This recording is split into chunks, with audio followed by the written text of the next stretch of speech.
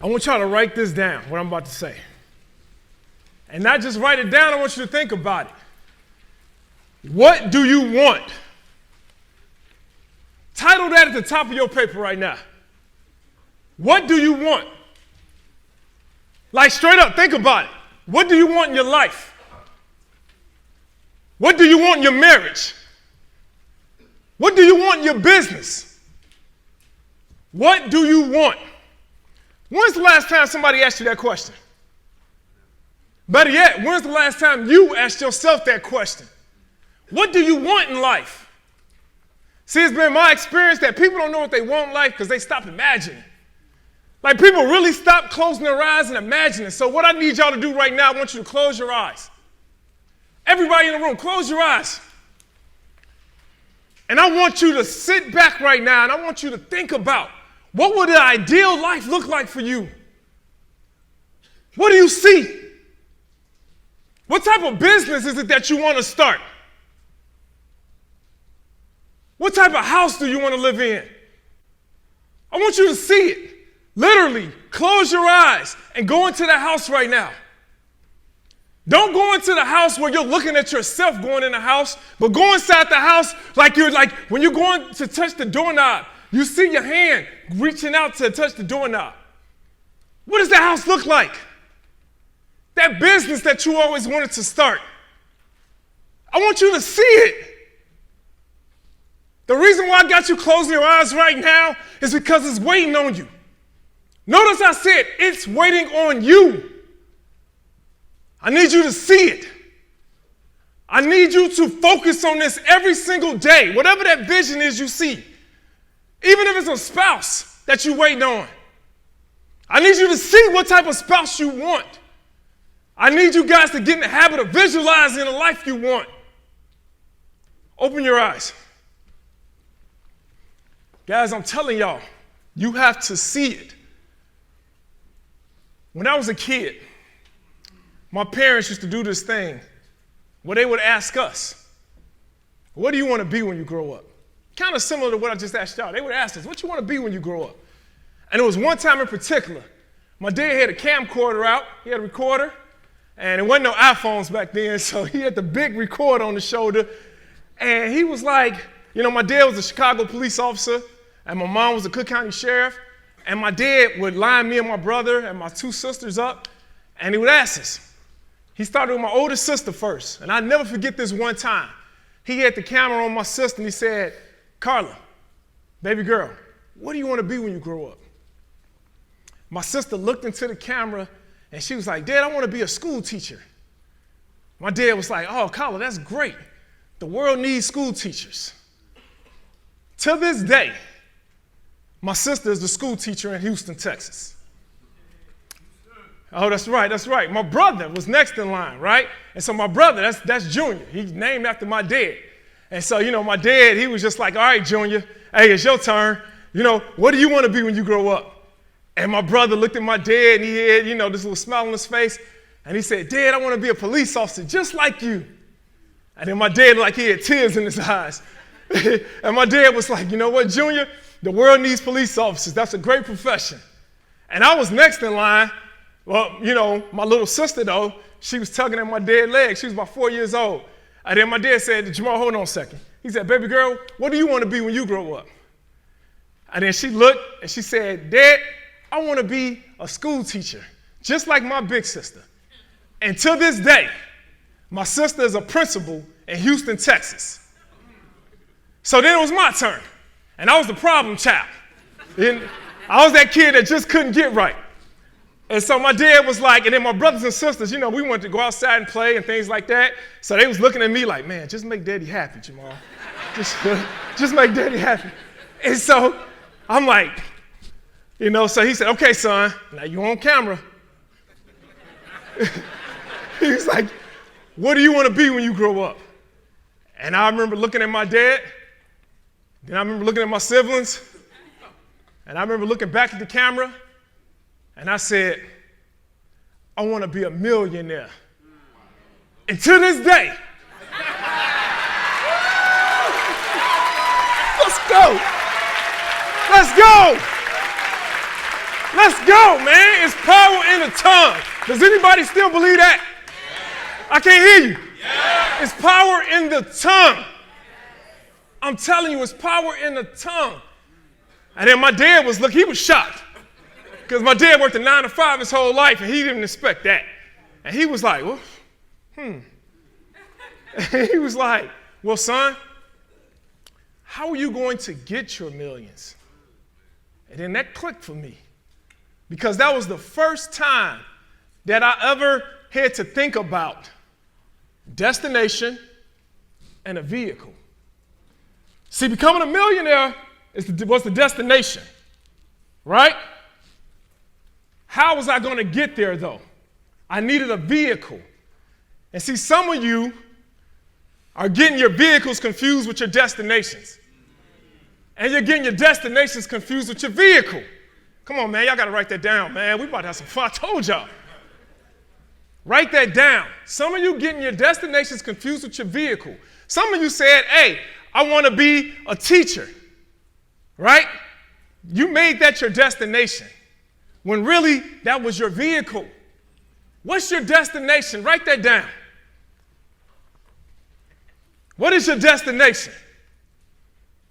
So for me, I was like, well, I was looking on TV and I didn't see many millionaires that looked like me. So the only thing I saw was football players. So I said, you know what? I'm going to go to the NFL. That's how I'm going to make my millions. So I started playing high school football. I was all state. Ended up having over 20 scholarship offers. I ended up going to Division I college. And then I was playing in college. And I was a team captain. I was starting. I was like, oh, man, this is easy. It was my senior year. I'm like, man, I'm about to get ready and get drafted. I'm like, man, this is simple. I'm about to realize my dream. I'm about to realize my destination at an early age. So it was my senior year, the last game of the year. And then we started training for the NFL draft. And so here it is, we had a thing called Pro Day. So here it is, we're training, I'm working out, I'm bench pressing 225 pounds over 30 times. I'm running a 40 in a 4.5 seconds. For everybody that ever played football, they know exactly what I'm talking about. And so here it is, I'm getting ready for the draft. I'm like, man, this is too simple. My dream is about to finally happen. I'm about to finally realize my dream of getting drafted. And then 2 months later, I got drafted into the Chicago Police Department. Hey, y'all laughing. Y'all laughing. But at the time, man, I was messed up. I was hurt. I was crying. I was suffering from what I call PTSD, post-traumatic sports disorder. That's where you're the man in school. Everything about you says NFL. I'm sitting here 6'3", 225 pounds of muscle. I didn't know how to do anything else but play football. So here it is. The only thing that I did, the only thing that I was familiar with was the family business. My dad was a police officer. My mother was a police officer. My brother was a police officer. My uncles were all police officers. So I did what was familiar to me. I did what was familiar to me because I didn't know what else to do. I need y'all to write this down. How many of y'all right now are doing what you're doing in life right now is because it's what's familiar to you? It's because that's what your exposure level was. So here it is. I'm working in the streets of Chicago as a police officer, not knowing what I'm really doing here, but just doing it because I didn't know what else to do. And it was this one call in particular. This one call in particular I had, it changed my life. We were driving, it was at midnight. Me and my partner was together. And I know all y'all know about the streets of Chicago. I was working in one of the worst districts called the Gresham District in Chicago. Led to city and homicides. We're working, and it's at midnight, and we get a call. And the call was juveniles outside, curfew violations. And so here it is. We're like, hey, we'll take that call. Real simple. We drive. We pull up on 5 juveniles standing outside in a circle. And so I'm like, okay, cool. Here they go. Let's go ahead. Let's check their ID or whatever. Let's see where they live. Let's take them home. So I get out the car, and I talk to one kid in particular, and I say, how you doing, guys? I'm Officer King. You guys are out past curfew. Where do you live? And the kids told us where they live. And so I was like, okay, cool. We're going to just pat you down, and we're going to put you in the back of the car and take you home. because it's customary. Anytime you put somebody in the back of the car, you want to pat them down and make sure that they don't have a weapon. So here it is. It was one kid in particular. I go up to this kid to go pat him down. And as I go to reach to pat him down, the kid turns around, pushes me, take off and running. Now, I told y'all 2 months ago I was just training for the NFL. So I was like, yo, dude, kid, you really want to do this? Like, I'm trying to make some tackles real quick, you know. Hey, that PTSD is for real. And so I take off and I chase after the kid running down a dark alley. And then I'm like 5 yards behind him. And then the kid dashes off in between 2 apartment buildings. The kid can't go left or right. He can only go straight. In front of him is this tall, like 10-foot fence with barbed wire in it. So the kid runs, jumps up on the fence, is trying to climb over and getting caught up in the barbed wire. I'm like, kid, come on down, man. I'm like, hey, I got you. Come on, man. Let me just take you home. I reach up to go grab the kid. And as I reach up to go pull him down off the fence, the kid pulls out a Tech 9 and points it right in my head and starts to hold down the trigger. I'm sitting here holding the gun and moving to the side. As I'm holding the gun, the kid is letting out 16 rounds. I could feel the fire come from the gun. And I knew that the gun was burning my hands, but I couldn't let it go, because if I let it go, then he would have shot me in the head. Man, it's crazy. It was just like it was yesterday. But I always said that day that call we got was my wake-up call. Write this down. What will your wake-up call look like? What will your wake-up call look like in life? What will your wake-up call be to where you say you're going to take full responsibility of your financial future? Y'all, I was done. That very moment, something happened to me and I was done. But see, listen to what I said. I was done. I was done with the mindset that I was going to let this job take care of me for the next 30 years. But I wasn't finished with the vehicle. Come on, I'm going to say that again. I'm going to talk to this side over here. I was done with the mindset that I was going to let this job take care of me for the next 30 years. But I wasn't finished with the vehicle. I wasn't going to leave my one stream of income. I wasn't going to leave my one stream of income. And that's the problem with some of y'all. Some of you guys are quick. You get a little taste of success, and then you're quick to cut off your one income stream. So I got a phone call from my friend, a buddy of mine that was playing football. He was in the NFL. He was one of my teammates. And he called me up after the shooting took place, and he was like, hey, Jay, I heard you got shot. And I was like, no, I didn't get shot. I got shot at. And he's like, man, all the fellas was just saying, man, we heard you got in the shoot. He's like, bro, anytime you want to come to Baltimore and you want to get away, he was like, bro, man, the door is open for you. He said, anytime you want to come. I was like, man, I'm going to take you up on that right now. I'm about to leave Chicago. So I went ahead, man, like that weekend, I got in the car and I drove to Baltimore, and I still remember that drive. It was just raining outside. It was lightning and thunder, one of the longest drives I've ever had. And, I mean, it was just storming. And I remember getting to his gated community. And it was crazy because it had these huge gates in the front of it and it had a guard. And I ain't never seen nothing like that coming from Chicago. And so I pulled up, the guard comes out, and he's like, who are you here to see? And I told him. He saw my name on the list, and he said, yep, I got you right here, 1 second. The guy goes back inside, and he opens up the gates. As I'm driving through the gates, the rain just stopped. And then the sun came out. It was like entering into the gates of heaven. I mean, it was just beautiful. I remember driving through, and as I was driving through, I remember seeing mansions all lining the streets. I remember seeing little kids outside with little plaid outfits, you know? I remember seeing like wives or women all together just walking the neighborhood like they didn't have a job. I mean, it was crazy. It was like, man, even though the birds was even singing a different song.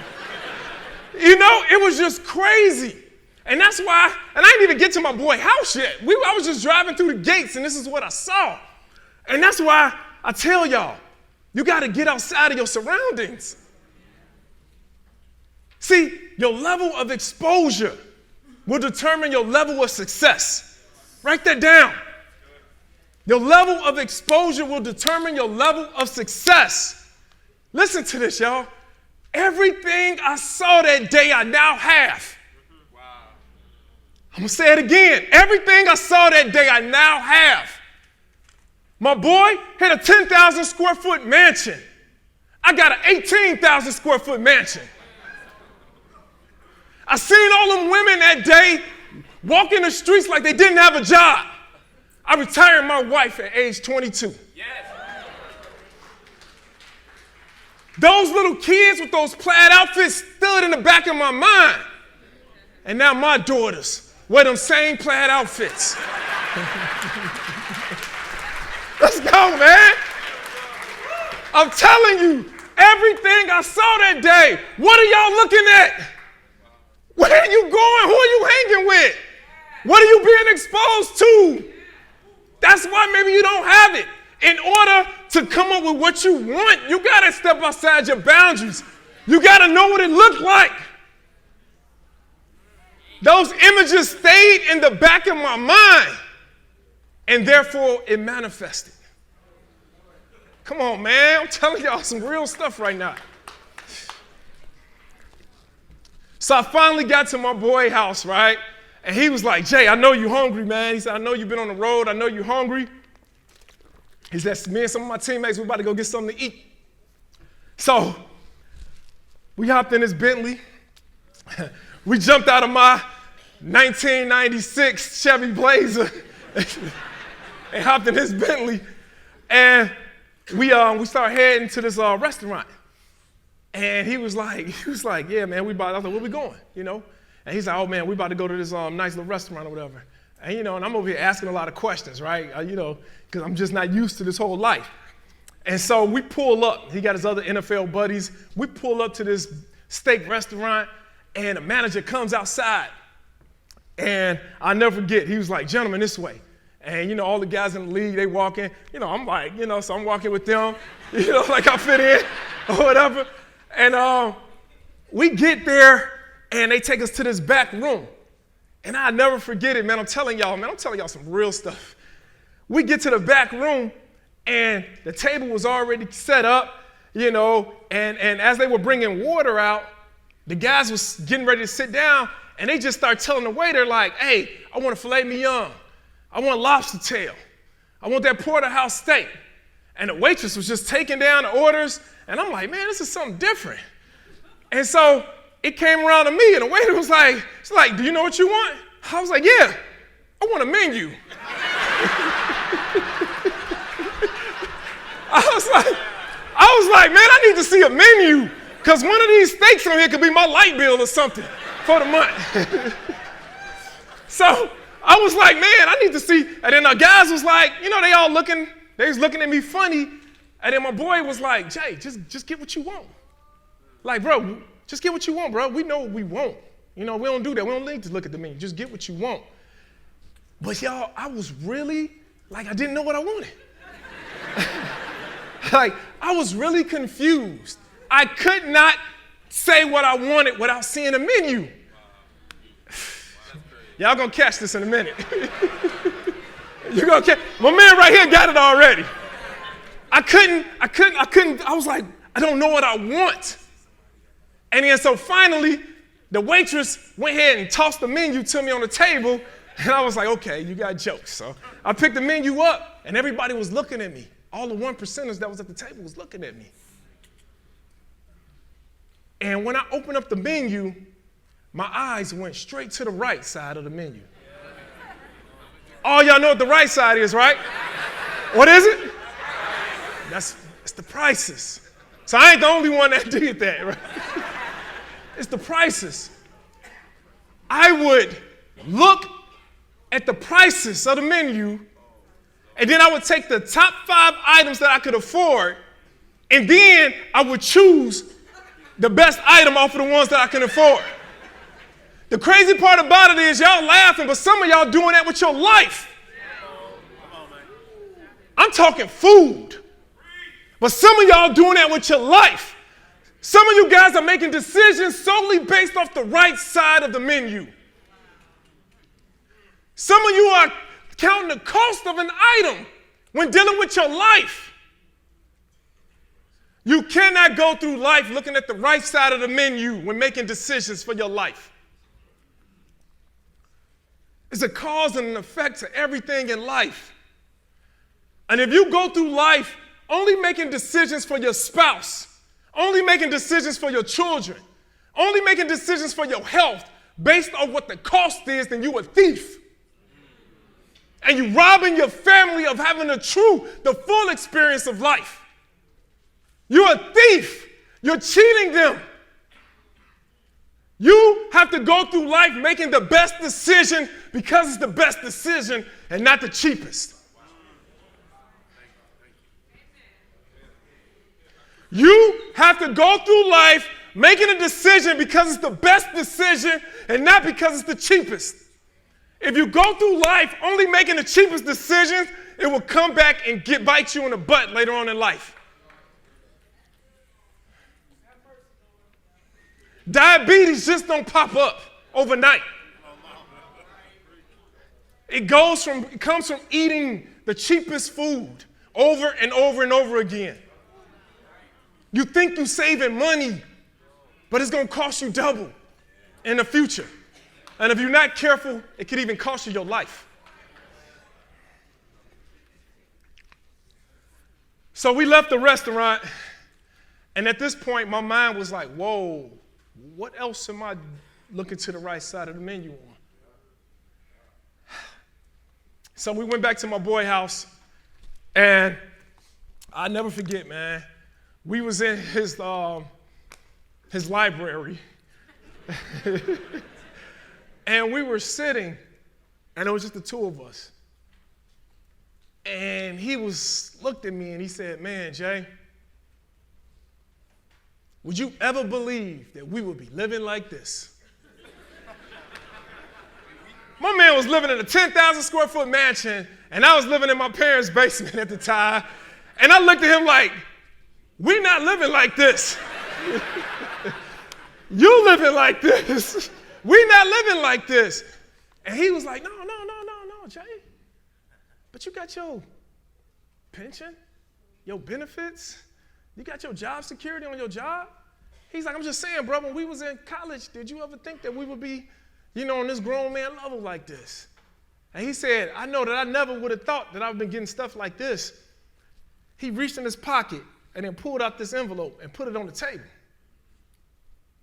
I was like, what's this? So I opened it up. It was a check for $200,000.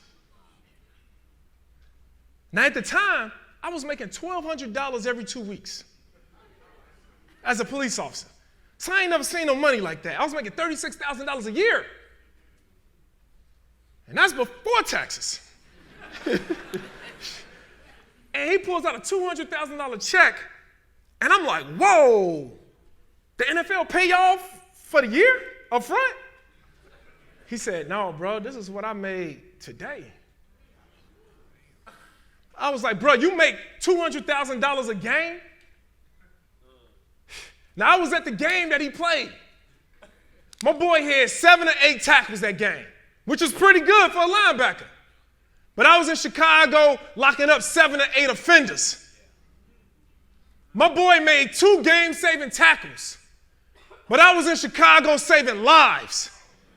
And I was making $1,200 every 2 weeks. And he was making $200,000 a week. Couldn't go out like that, y'all.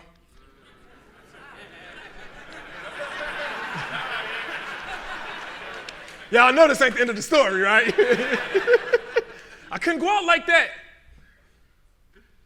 At that very moment, I had to make a decision. I need y'all to write that down. Make a decision.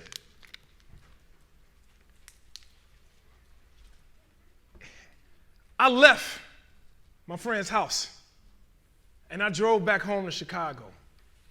And on that ride back home, y'all can only imagine. Y'all can only imagine what that exposure level was. It was so great that weekend that I couldn't deny it. I couldn't. To deny what I just saw would have been like lying to myself. I had to make a decision at that very moment that I could be like everybody else, all the other friends we had, where they were just like, hey, we just the have-nots, and he's the half. He's supposed to have it, and we not. It's just good enough to be his friend. You know, I'm just happy to say, hey, my boy got a 10,000 square foot house. My boy drive a Bentley. My boy got kids with plaid uniforms.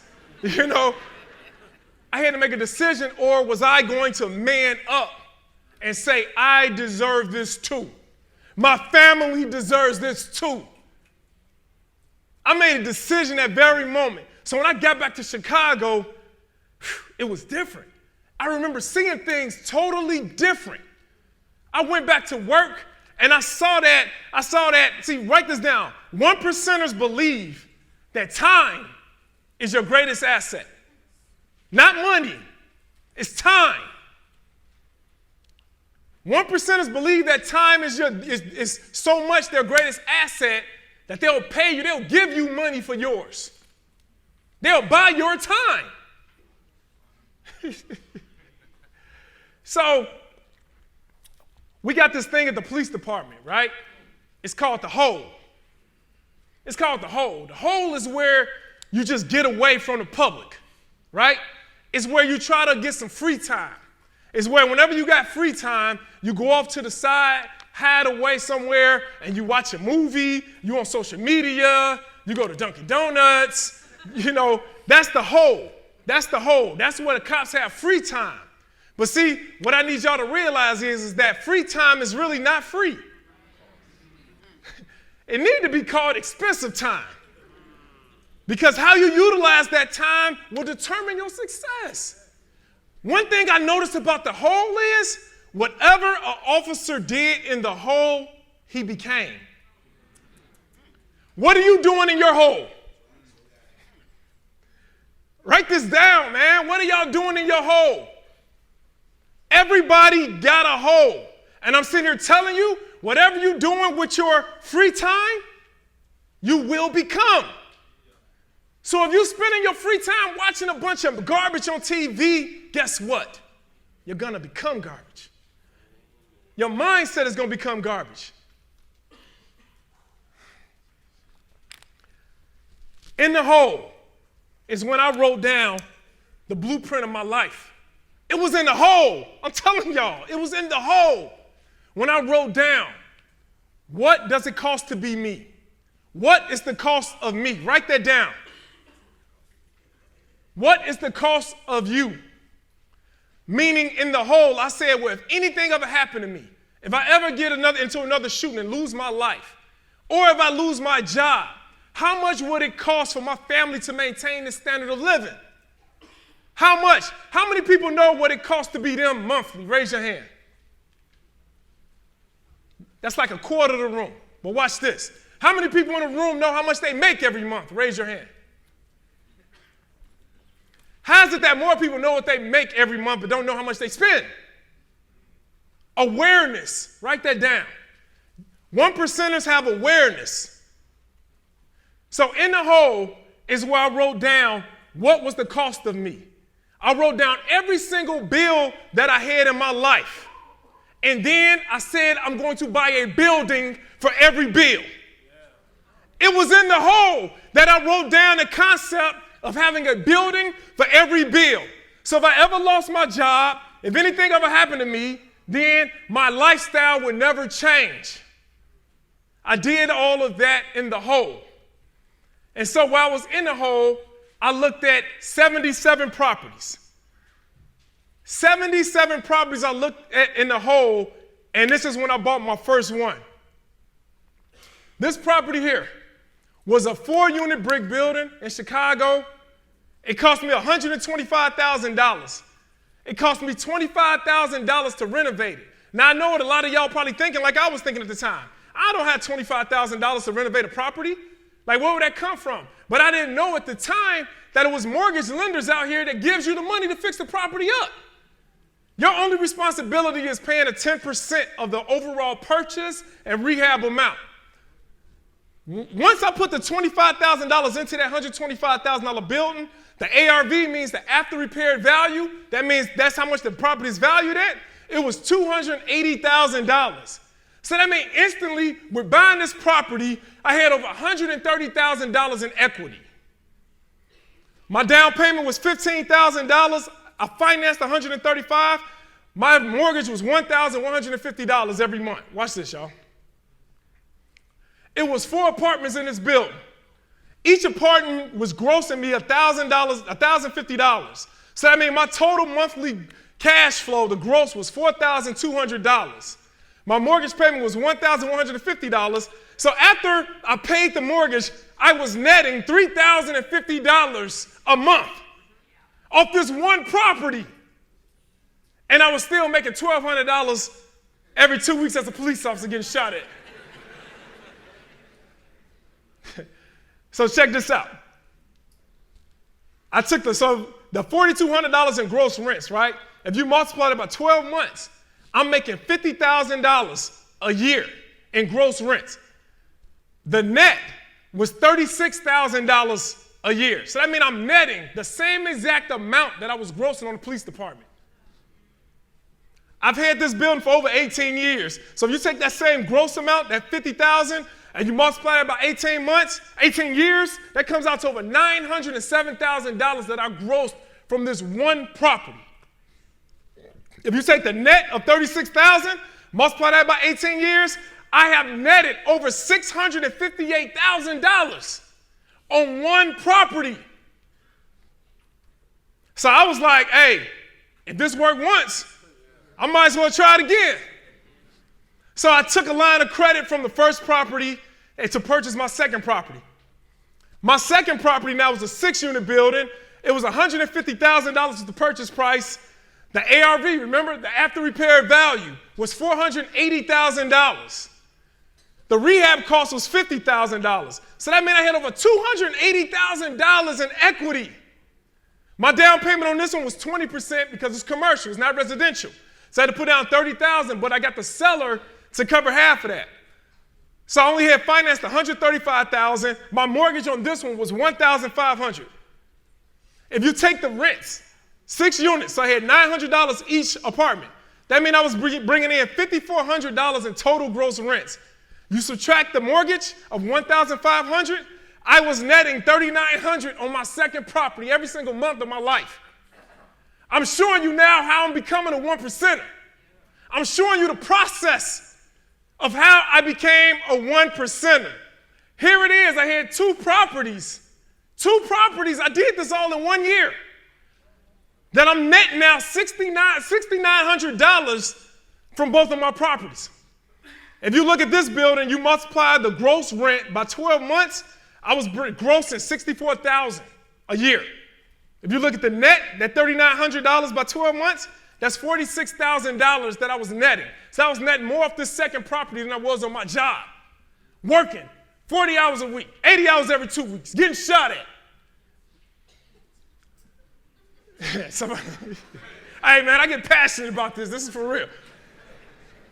So y'all look at this. I'm gonna show you the blueprint. The monthly net cash flow between my first 2 properties was $6,950 in my first year as a real estate investor. I was still making $1,200 every 2 weeks, $2,400 a month. My yearly net cash flow was $83,400 between my first 2 properties, while I was still making $36,000 as a cop.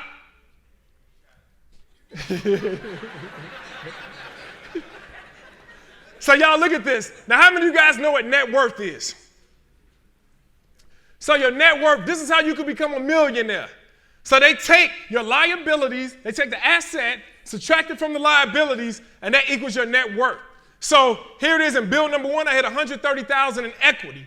That second building, I had $280,000 in equity. So that means I had $410,000 net worth. I was almost a millionaire just off of 2 properties. Next one. Now, I got this thing on the job. So everybody on the police department, in order for you to make more money, you got to get promoted. You got to lock up hundreds of people. You got to lock up, listen to how that sounds. You got to lock up hundreds of people. You got to write thousands of tickets. And then somebody got to like you. So you got to do a lot of butt kissing just to get promoted. So let me show y'all what I did. Every time they gave a promotional test, I bought a property. Every time they did a promotional test, I brought a property. So the CPD rookie in 2000, when I first started out at $36,000 a year. You need a minimum of 5 years as a patrolman to become a sergeant.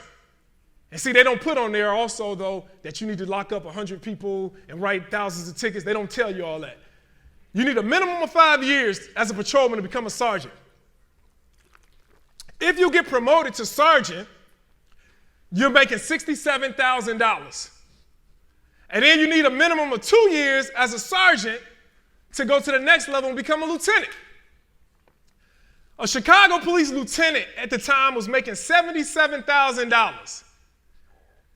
Then you would need a minimum of 2 years as a lieutenant to become a captain. And then a captain was making $87,000.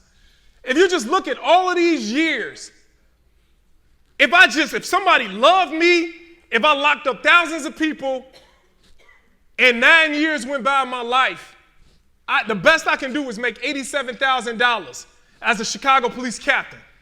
But I told y'all before, I was netting. See, this is what the captain grossed.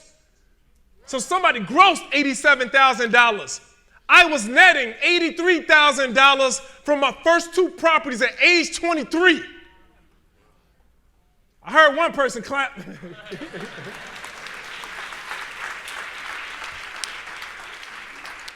Guys, I'm showing you this to tell you, promote yourself.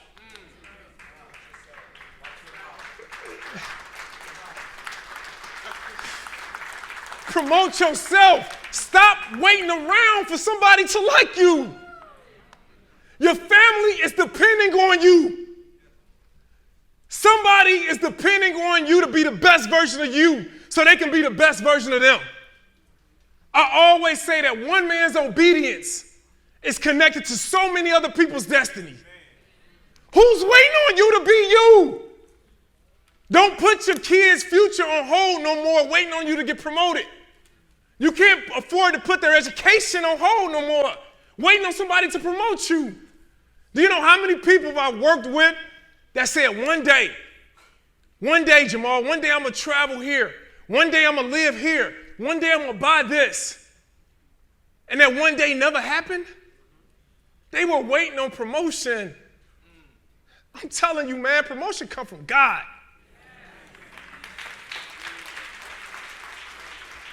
Promote yourself.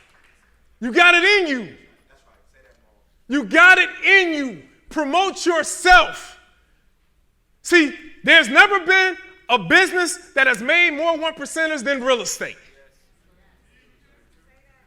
I guarantee you, real estate is the one thing that everybody in this room can do. And the reason why I believe that is because you're already doing it. Everybody in here either owns a property, they either rent a property, they either lease a property. All I want to show you is what side of the register do you want to be on. Every first of the month, somebody got to pay money, and every first of the month, somebody receives the money. I'm putting you on game, man. They always mess me up with this slide right here. Man, y'all know I believe about generational wealth. That's what I'm about. Anybody that follow me on Instagram, you know, that's my language. About 8 months ago, you know, we got the family reunion committee and my family, and everybody got a family reunion committee, you know. And they did some research, and they found a will from my great-great-great-great-grandfather. This will dates back to 1878.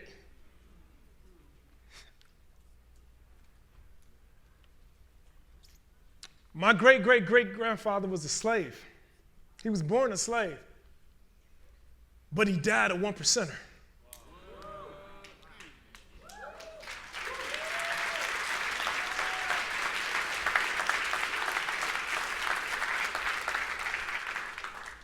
My great-great-great-grandfather wrote this will. In this will, he put in there that he left his wife a house. He left his wife a wagon. He left her horses and mules. And he left her 20 acres of land. In his will, he put in there, he had 5 children. And he left each one of them 5 acres of land each. This was in 1878, y'all. What are you leaving your family in 2019?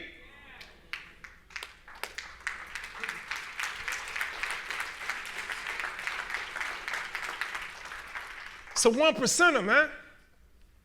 See, the 1%ers leave clues. We leave clues that we existed. Who's going to know that you existed? Who's going to remember your name? What are you doing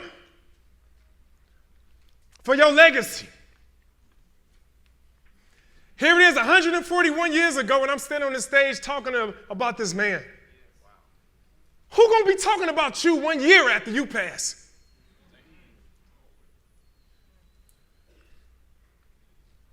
I never met this man a day in my life. But it's one thing I know about him. I know more about him than I know about family members that still living today, E. I knew this man right here loved God. I know that this man right here loved his wife because he wanted to take care of her even in death. I know that this man loved his children.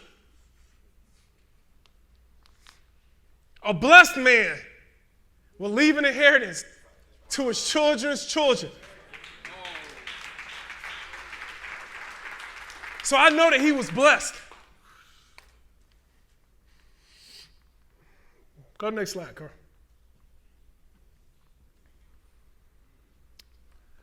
This right here is a family crest. It's a family crest that my wife and I, we created. We want our family to have a sense of pride, a sense of legacy. Some of you guys invest more in other families' last name than you invest in your own last name.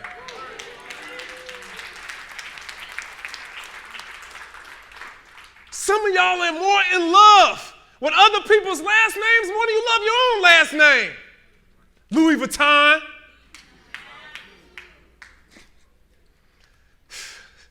Ford. The 1%ers, they leave clues, man. They leave clues. Their last name, their names mean something. Walt Disney. Some people that was 1%ers, their names meant so much, they took their first and last name and turned them into billion-dollar corporations. Sam Walton, Sam's Club, Walmart. What is your name going to mean? Who are you doing this for? So we created this family crest, and I'm going to tell y'all some of it. Don't want to break it all down to you. So with this crest at the top of it, you know, all y'all know my last name is King. And so at the top of our family crest, we got a crown. Because we want our children to know that you're royal. We want you to know, we want them to know and remember for generations to come that you're a child of God. That you are royal. You're not a mistake. You was thought about. I want my great-great-great-grandkids to have the same feeling I got when I look at my great-great-grandfather's will. I want them to know that you was thought about.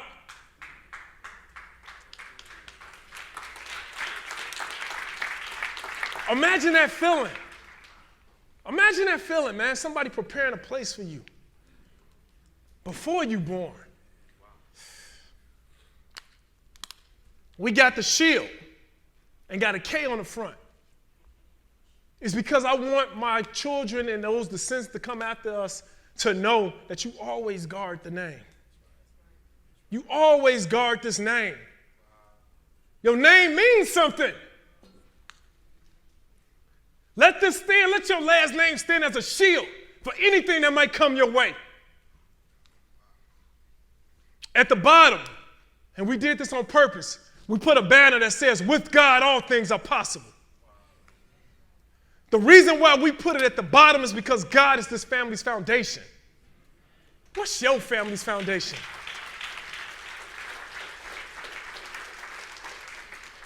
What does your family stand for? What does it stand for, man?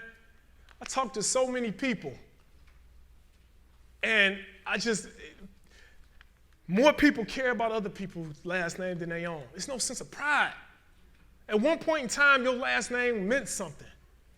What you were able to pass on to the next generation meant something. It meant something. I'm going to bring up Carl because Carl is a prime example about somebody that wanted to do more for his family. And he's a prime example of how he's doing more for his family. So I'm going to bring Carl up, then I'm going to come right back and talk to y'all. Y'all give it up for Carl.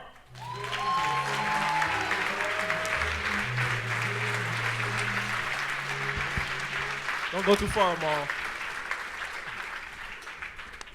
Appreciate it. Hey, let me start here. I'm not a millionaire. You getting yet. All right? That wasn't the end of the sentence. It was yet. You hang around 4 or 5 of them, and it's going to happen. All right? So, but I want y'all to see this real quick. So the first slide I have, there we go. I want you guys to understand, like Maul just talked to you guys and he's been doing it for like 20 years, so some of y'all might be like, I don't know. But listen to what I'm about to tell you guys real quick. This is a year that Maul and I connected, and the information I'm going to share for you, it worked for him 20 years ago, all the way through now, and it's working for me from a year ago through now. All right? So some of you guys are familiar with the assessment. Like, can anybody see what that D, the score is? Somebody up front, read it out loud for me. 11. All right. So it's 11. Anybody knows what that means? It's low D. What is it? Low what? Low D. You don't make decisions. So I run from decisions. I run from decisions. Just being real, I want you guys to understand this. I got away with hiding with the crew because I didn't want to make a lot of decisions. Like, it's so much easier to attach yourself to something. And, you know, cool, he's a spiritual dude. He said that, like, cool, I ain't got to worry about it. We're just going to do that. But to the questions Maul just asked, he can't do that for my wife. He can't make decisions for my kids. That's not his, he can. Let me say it like this. It's not his responsibility. It's my responsibility. So the last couple of years, next slide, the last couple of years, like, it's crazy. You got to be careful of the information that you have because you assume that the information you have is absolute truth. Like, think about that for a second. The information that you think you have, you think it's absolute truth. But I'm telling you today, it is not always truth. So how many people believe just pay off your debts? Let me see your hands. Just pay off your debts. A couple of people. So Maul and I had a conversation last March, it was around tax time. And he called me, and we just been kicking it. We had met at the conferences, like C said, and we just been talking. And Maul said, no, we just talked. Literally, it was tax time. So I'm like, man, Maul, the real estate stuff sounds good, but I got to pay off some debt first, and then I'm going to talk to you. That's the information that I knew. Like, pay off all your debt, make sure you clean, you clear, and then you save, and you do the next thing. And Maul, like, I'll be real, the phone just kind of went silent.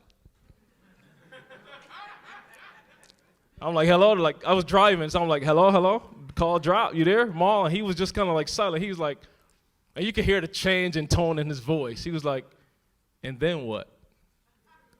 I'm like, what you mean? Like I said, I'm gonna pay the debt off, and then I'm gonna come talk to you, and we'll do some real estate. Like, I'm excited. I heard all the stuff you say that makes sense. I got you. And he said the most transformative thing that I heard in a long time. No disrespect, E, but I heard it, this one different. You've been saying a lot of stuff for years. But he said to me, dude, your money's supposed to work for you. And I'm like, it sound good. But again, the information I had no understanding of what that meant. And Mal said, look, I'm gonna show you some simple math. And literally, he walked me through exactly the process that he's done over the last 20 years. Next slide. And I'm gonna show you guys exactly, I'm telling you, I followed the exact same steps that he did starting last year. So this building, April 12th last year.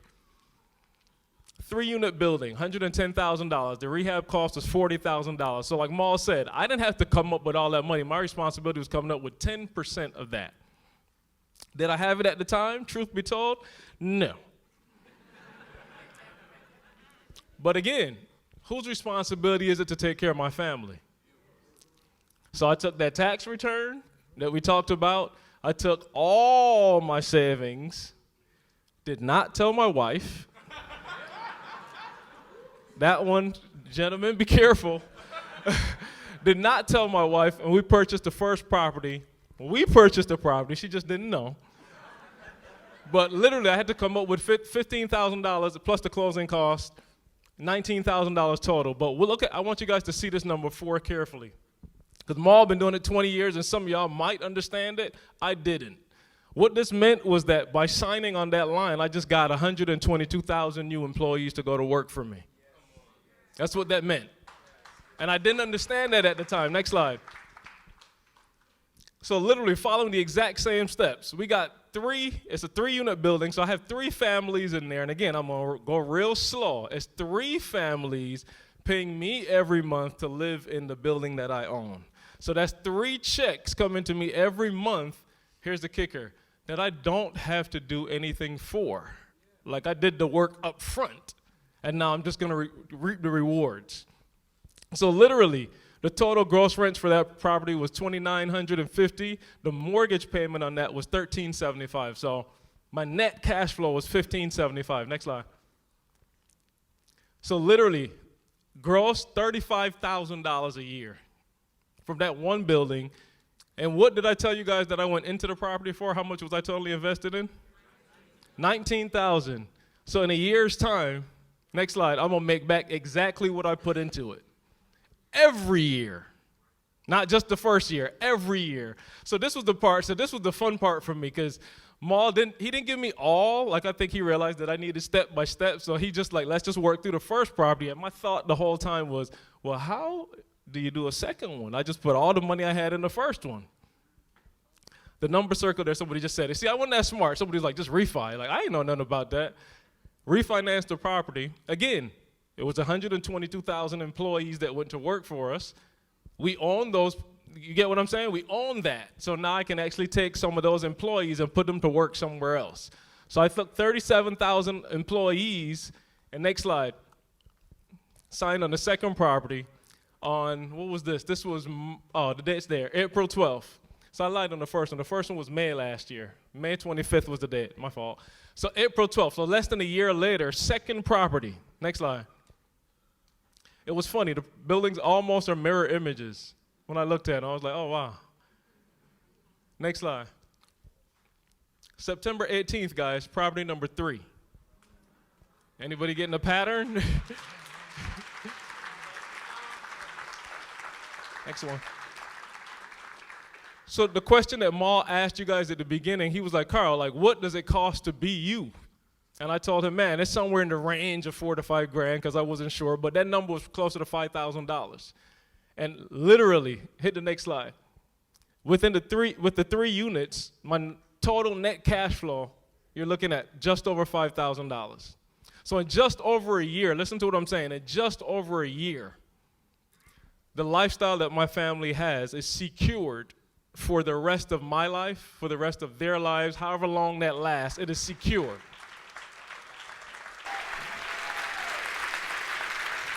All right. I tell you, between CJ and Carl and how these guys be getting emotional. I ain't never cried this much as a cop a day in my life. I had to become a motivational speaker to cry.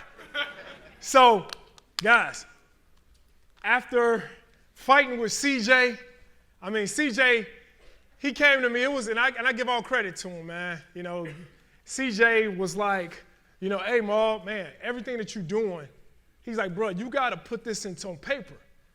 You got to be able to show other people how to do this. And I was like, no, right now, man, I'm low key. I just want to, do things just for me and my family. And I'm like, I'm just trying to generational wealth for my family. And C was like, bro, it's another father that's out here that want to take care of his family the same way you took care of yours. It's somebody's child that deserves to go to the same type of schools your kids go to. And I was like, man, dog, that's deep, but I'm still only focusing on my family, Then he hit me with this one. He know how I feel about E.T. So he was like, bro, what if E.T. would have just kept his message to himself? And I was like, oh. That's when it hit me. And I said, man. So before that, I believed that generational wealth was just for my family. But now, I heard God say that generational wealth was meant for me to teach this generation.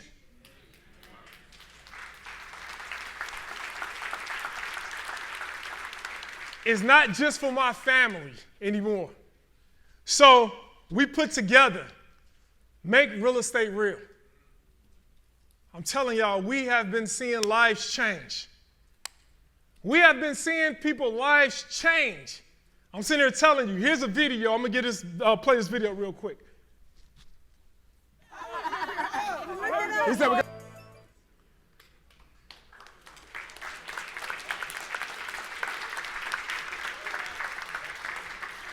hey, so because I was looking at the video, I gotta ask, there was 2 people in my class, they sitting right here. They were in the first ever Make Real Estate Real class. Stand up for me. Y'all give it up for them. Now listen to this. I promise y'all, we didn't plan this. They're from Maryland, Hampton. They're from Hampton, Virginia. And they went through the class 4 months ago. 4 months ago, and they're already working on their 3rd property. Hey, let's make real estate real. So listen, y'all. So I got to always do this Bible scripture, then I'm going to come back. Guys, God wants you to be blessed. This is one of my favorite scriptures. For I know the plans I have for you, declares the Lord. Plans to prosper you and not harm you. Plans to give you hope and a future. Guys, God wants us to have a future. He wants us to be blessed. But you have to believe that you're worthy of it. Man, thank y'all for watching my keynote. Look, I know what y'all thinking that I came a long way, but look, I'm telling you in the beginning, I did not believe that I could stand there and talk for over an hour about my own story. I mean, it's crazy. Sometimes that's why people got to believe more into you than you believe in yourself. It's crazy because I still remember that day talking to CJ and E, and they were telling me that, hey, you got to put your keynote out there. You got to put your story out there. Like, somebody got to hear exactly about everything you went through and how you became successful. And I'm not going to lie. I was kind of nervous at first and just kind of almost to the point where I just didn't want to do it. But see, CJ once told me, he was like, Jemal, man, look, you're being selfish. Like there's somebody that's out there in the audience that want to be able to take care of their spouse, their wife, their children, the same exact way that you took care of your family. And he was like, bro, if you keep your story to yourself, then you're going to have to be held accountable for that. Like, bro, God blessed you so that you could be a blessing. So look, I was uncomfortable at first, but then after that, I was like, you know what, you're right. And so that's why I felt it was so important for me to tell you guys my story. I believe that everybody wants better in life. Everybody wants to get that full experience in life. So let me ask you a question. What's the biggest thing stopping you from investing in real estate? I know you guys heard me say that everyone is already in real estate. I mean, just think about it. Whether you're renting, whether you're leasing, whether you own your own home, everybody is already in real estate. Real estate is the one thing that everybody can do. Now, why do I believe that? Because you're already doing it. So what's the biggest roadblock from stopping you from investing in real estate? It's been my experience that it's been information or the lack of information. So what we've done with Make Real Estate Real is we've put together all of the information that's needed. The information that I used over the last 20 years to build wealth using real estate. Like you guys heard me say in the speech, I bought a building for every single bill that I have. And Make Real Estate Real is going to show you guys exactly how to do that. We're going to eliminate that roadblock that's been stopping you. We're going to give you all the information that you need. We're going to show you exactly how to build generational wealth through the power of real estate.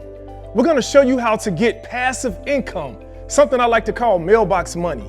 For those of you that maybe don't have upfront money and you want to learn how to get in the game, we're going to show you how to wholesale. We're going to give you the tools that's needed to build a portfolio that will take care of not only you, but for generations to come. Not only will you personally learn from me, but you're going to learn from my whole team that I've used over the years that's going to teach you step by step on how to make you successful, just like I was made successful years ago. I know a lot of you are worried about or got a question saying like, hey, is this course for me? I don't know anything about real estate. Well, look, I'm sitting here telling you right now that yes, this course is exactly for you. We designed this course for that person that has no knowledge of real estate. Or even if you have knowledge of real estate and you want to take it to the next level, this course is designed for you. This course is designed for that person who has a job or who don't have a job. For that person that wants just a little bit more. They just need a little bit more help and they don't want to take on another job. This course is designed for that person who's single and need another income coming in their home. I don't have $30,000 to $40,000 to put down on a property or to invest in a property. So should I get the course now, even though I don't have that kind of money saved up?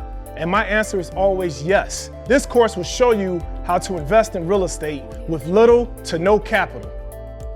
My credit is not where I believe it should be. I gotta wait and fix my credit first before I invest in real estate. Look, my answer is always you don't have the information to know exactly what it takes for you to invest in real estate with the credit you have. You might be ready right now. That's what Make Real Estate Real is about. In this course, we're going to exactly show you not only what credit score that you need to invest in real estate, but how to fix your credit to get to that point. We wanted to break this thing down. Look, we're going to teach you how to make real estate real through 7 hours of easy to learn modules. Well, we're going to teach you mindset, purpose, and process. We also have worksheets, cheat sheets, case studies, and a members-only Facebook group with other individuals just like yourself that's making real estate real, that's succeeding all around the world. And plus you're gonna get these bonuses. A 12-part masterclass on how to repair or build your credit. So now look, in this course, we taught you how to make money, but I thought it was important in bonus number 2 to teach you how to protect that, right? Here it is, you spent your time to make this money. Now in bonus number 2, we're gonna teach you how to protect your assets because we're teaching generational wealth. And we wanna make sure that these assets are protected to pass on to the next generation. And that's why I'm so passionate about buying and holding.